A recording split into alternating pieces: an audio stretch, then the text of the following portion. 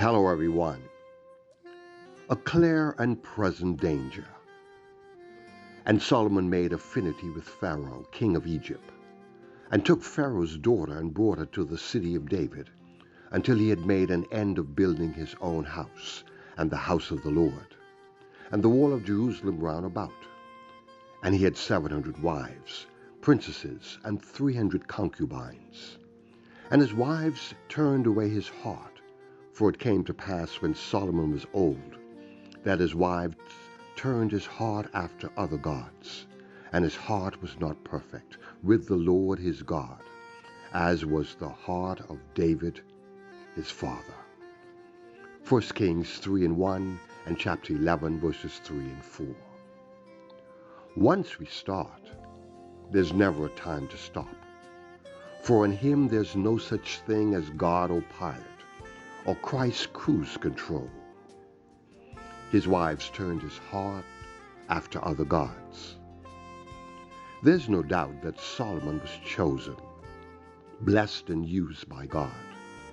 When God asked him what he wanted from him, he simply said, "An understanding heart to judge your people, that I may discern between good and bad." And wisdom is what God gave him, along with riches and honor, unlike any other before or after him. But these blessings also included accountability and responsibility. If you will walk in my ways and keep my statutes and my commandments as your father David did walk, then I will lengthen your days. Simply put, like Joshua, to continue experiencing God's blessings, he had to not turn to the right hand or to the left from God's commands, which he gave to Moses, Joshua 1 and 7. Then later on, the temple was completed, and fire came down from heaven, consuming the burnt offerings and sacrifices, even as his glory filled the house, so much so that the priests couldn't enter in. 1 Kings 8:10 and 11. God repeated his covenant promise to Solomon.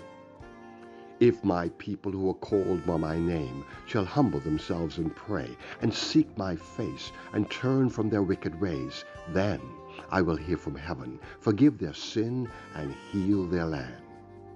But if they turned away, and forsook his statutes and commandments, and went and served other gods, and worshipped them, then he'd pluck them up by the roots, cast them out of his sight, and make them a proverb and byword among all nations. Sadly, that's exactly what happened with Solomon. His downward slide toward immorality and idolatry began with making an affinity with Pharaoh and marrying his daughter, 1 Kings 3:1. In his prosperity, he took his eyes off the Lord and ended up marrying 700 wives and 300 concubines, all of whom were Gentiles and idolatrous. And they ended up turning his heart away from the Lord and doing evil in the sight of the Lord. He started strong, but he ended weak. May we learn from this and stay close to our God. This is my prayer, O God, in Jesus' precious name. Amen.